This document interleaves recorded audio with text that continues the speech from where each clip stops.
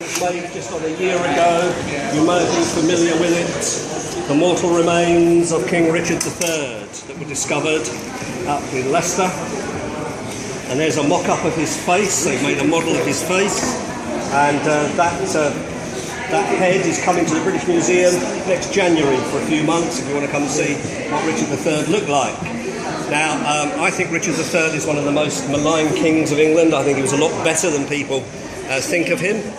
And he used to have as his symbol the white boar, and this actually belonged to him. There it is, just there. That belonged to Richard III, and his motto was "Loyalty binds me."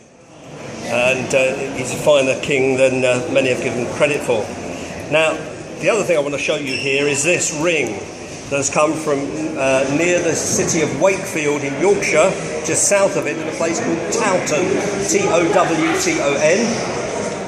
If you'll pardon my language, it was the bloodiest battle ever fought on English soil. Sadly, a lot of battles have taken place in these islands on Sundays. I know in many churches it still happens, but proper battles.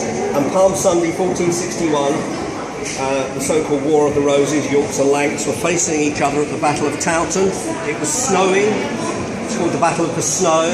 So many people died that the snow was turned red, and in the rout of the Lancastrians, so many of them were caught by a river that it was like a human bridge, and the river ran red for 5 miles. From that battlefield site has actually come this ring that's here. And it's fascinating, the discoveries that have been made.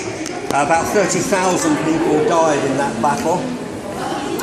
And a few years ago in Tawton, the village, someone was putting an extension to their home, and very surprisingly they came across a grave pit from the battlefield, and the people who were there, all the Lancastrians, had actually survived the battle but been executed afterwards.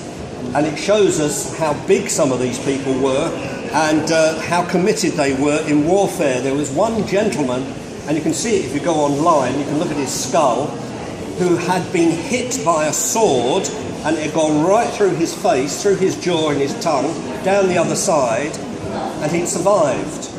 He survived for quite a long period of time because of the way the bone was healing, and then you can see the blow at the back that killed him. And it shows that they were really tough people in those far-off days. And a lot of them were a lot bigger than we give credit for. Sometimes when you think of going back to medieval England, you think of shorter people, but some of them were really tough, because when the monarch was led in procession, they often took the sword of state with them. The type of sword of state that I have to show you here would have needed someone of our brethren's build rather than my build to carry, because it's just there. And then when you look at it, and walking down, say, Westminster Abbey with that in front of the King or Queen, can you do that? Just run over the top. So it gives you an idea, you know, that they weren't little squirts like me, they were proper men. So there we are. And over here.